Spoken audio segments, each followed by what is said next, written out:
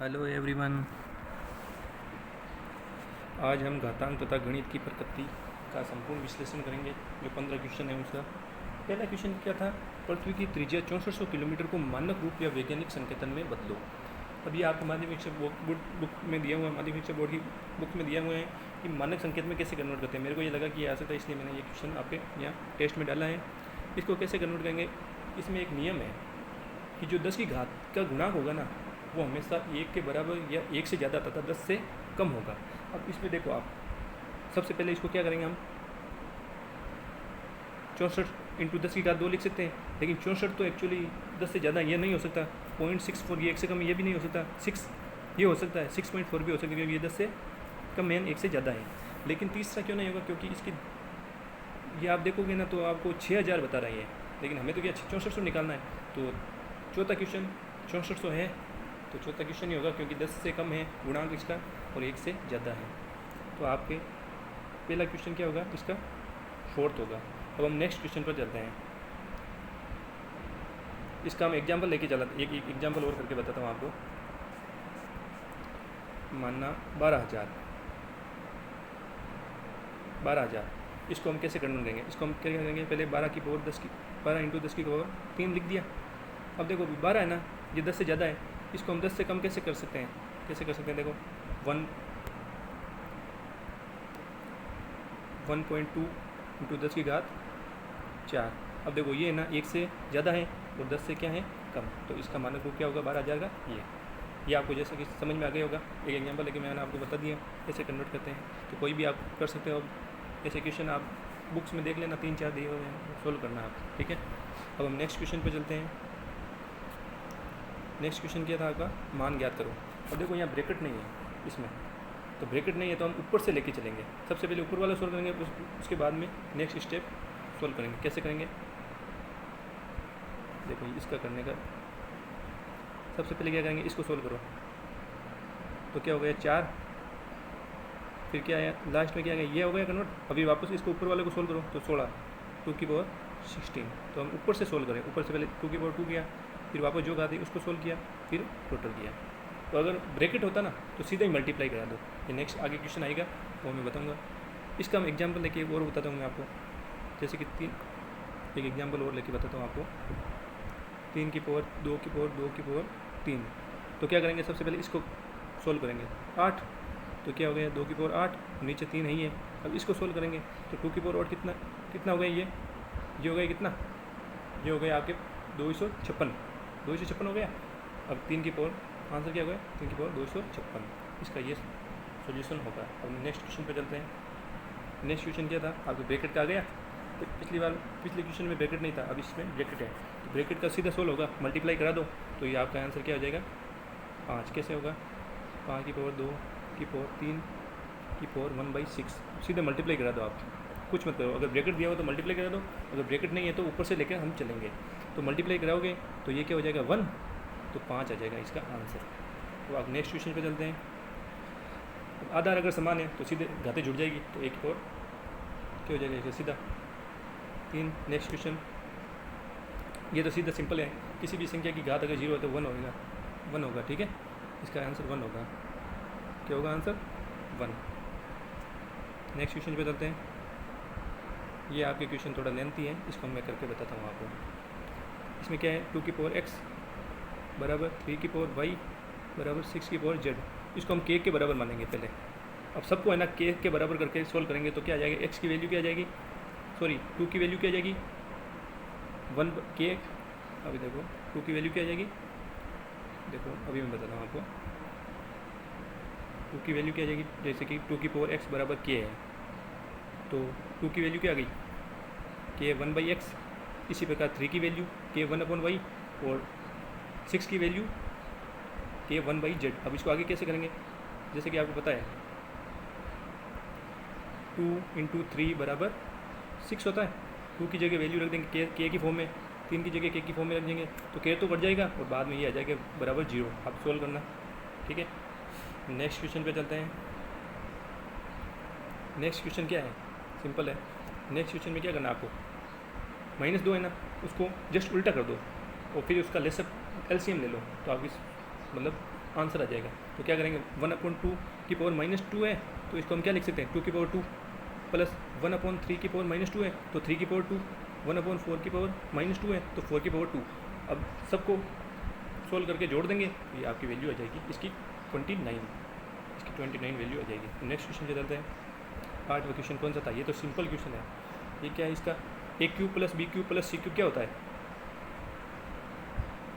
a³ + b³ - 3abc बराबर होता है a + b + c ब्रैकेट में a² + b² + c² - ab - bc - c है। ये सर्वसमीका है। इसमें क्या है देखो, अगर a + b + c बराबर 0 है, अगर a + b + c बराबर 0 है, उस फॉर्मूले में अगर है तो उस फॉर्मूले में अगर a + b + c 0 रखेंगे ना तो a³ + b³ + c³ बराबर 3abc आ जाएगा। आप देखना, ये सर्वसमीका को अगर सोल्व करेंगे, अगर a + b + c बराबर 0 है तो a³ + b³ + c³ किसके बराबर होगा, 3abc। अब यहाँ पे देखो a क्या है 10, b क्या है 2, c क्या है -12, तो a + b + c क्या है 0, तो हमें ये क्या वैल्यू निकालनी है, a³ + b³ c³ की तो निकालनी है। तो ये वैल्यू किसके बराबर हो जाएगी, 3abc। एक यहाँ पे a रखेंगे, 3 × 10 × 2 × -12, तो वैल्यू क्या आ जाएगी आपकी -720। ये आप सोल्व करना। 300 ये अभाज्य गुणनखंड की घातों में व्यक्त करना है। 324 का अभाज्य गुणनखंड लेंगे, कैसे लेंगे, 324 है 2 1 6 2 फिर वापस 2 81, और 81 किसके बराबर है, 3 की पावर 4, तो 2 की पावर 2 और 3 की पावर 4। इसके दो आंसर मेरे मिस प्रिंट की वजह से हो गए थे, इसका ये आंसर होगा। नेक्स्ट क्वेश्चन पे चलते हैं। देखो दोस्तों, ये बहुत सिंपल क्वेश्चन है। इकाई अंक ज्ञात करने के आपको मैं तरीके बताता हूँ कैसे निकालता हूँ। अगर इस संख्या नीचे दी गई अगर संख्या का इकाई का अंक 0 1 5 6 है तो हमेशा जो घात भले कुछ भी हो, कितनी भी लगा दो घात, उस संख्या का इकाई अंक, टोटल का इकाई अंक क्या होगा, वही रहेगा, कोई चेंज नहीं होगा। अगर कौन सी संख्या है, अब देखो 2156 में 6 है पीछे, तो इकाई अंक क्या है 6, और भले घात कुछ भी हो, मैंने 2156 इसकी घात लिखी है, यहाँ पे कोई दूसरी भी हो सकती है, लेकिन यहाँ इकाई का अंक क्या है 6 है। अगर 0 1 5 6 में से कोई भी संख्या हो तो इकाई का अंक क्या रहेगा, वही रहेगा। ठीक है, तो यहाँ पे मैंने बहुत सिंपल क्वेश्चन है, अगर 6 है तो 6 ही रहेगा, तो इकाई का अंक, इसका आंसर क्या आएगा 6। और दो नियम और हैं, वो यहाँ पे अगले मतलब पेपर में डालूंगा मैं, तब बताऊंगा आपको। उसमें क्या होता है, 0, अब देखो पीछे क्या बचे, 0 1 5 6 हैं, तब तो यही रहेंगे। ठीक है, अगर 4 और 9 है, 4 और 9 है तो इकाई का अंक, अगर घात अगर विषम संख्या में है, किसी संख्या में है, तब तो वही रहेगी। और अगर सम संख्या में है ना, तो 4 का तो हो जाएगा इकाई अंक 6 और 9 का हो जाएगा 1। और अगर इनके अलावा हैं 2 3 और पीछे क्या बचे 7 और 8, ये अगर इकाई के अंक में है, संख्या के नीचे जो आधार के में है, तो उसका इकाई का अंक क्या होगा, जो घात है ना उसके अंत के 2 अंकों में 4 का भाग लगाएंगे और जो शेषफल आएगा ना वही उसका इकाई का अंक होगा। ठीक है, समझ में आ गया होगा आपको। नेक्स्ट क्वेश्चन पे चलते हैं हम। गणित की प्रकृति के बारे में असत्य हैं। अब देखो प्रकृति के, ये सिंपल क्वेश्चन है, क्या बताऊँ मैं आपको। गणित की प्रकृति के बारे में असत्य क्या है, सटीक विज्ञान है। सर्पिलाकार प्रकृति होती है, मतलब लो लेवल से हाई लेवल पर जाते हैं हम, आधार का ज्ञान सीखेंगे तभी हम ऊपर जाएंगे गणित में, जोड़ बागी सीखेंगे फिर आगे सीखेंगे। ठीक है, तो सर्पिलाकार है और इसकी अपनी भाषा होती है, सही है, इसकी अपनी भाषा है। अब जैसे कि मैंने अभी आपके काफ़ी कमेंट भी आए थे कि ना ये क्या है, तो ये भाषा ही है ना एक तरह से, तो क्या है, ये घात है, शब्दावली है ना, ये भाषा ही तो है, इसको घात बोलते हैं, तो इसकी अपनी एक भाषा है, इसकी अपनी भाषा। ये अमूर्त है, नहीं, गणित की प्रकृति हमेशा क्या होती है, मूर्त, तो इसका ये असत्य है। नेक्स्ट क्वेश्चन पे चलेंगे। गणित की प्रकृति के बारे में सत्य है, आगमनक व निगमनात्मक तर्क शामिल होते हैं, बिल्कुल। इसका प्रयोग गणित वास्तव के सामान्यीकरण, सूत्रों के सामान्यीकरण करते हैं हम, सामान्यीकरण करते हैं, सामान्यीकरण मतलब पहले कॉमन फैक्टर ढूंढेंगे और उनमें जो कॉमन रहेगा ना वो उसका नियम बना देंगे। तो पहले सामान्यीकरण मतलब कॉमन फैक्टर ढूंढने को क्या बोलते हैं हम, सामान्यीकरण। तो गणित की प्रकृति सामान्यीकरण है, क्योंकि जो भी फॉर्मूले बनते हैं तो सामान्यीकरण के नियम से होकर चलेंगे, फिर उसका नियम बन जाएगा, तो सामान्यीकरण है। ये आगमनात्मक प्रयोगात्मक विज्ञान है, बिल्कुल है, सभी सत्य हैं, तो इसका सभी सत्य हैं।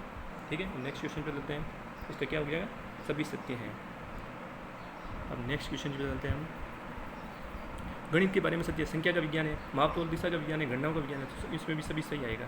ठीक है, सभी सही। ये आपके एनसीईआरटी से लिए हुए हैं सब क्वेश्चन।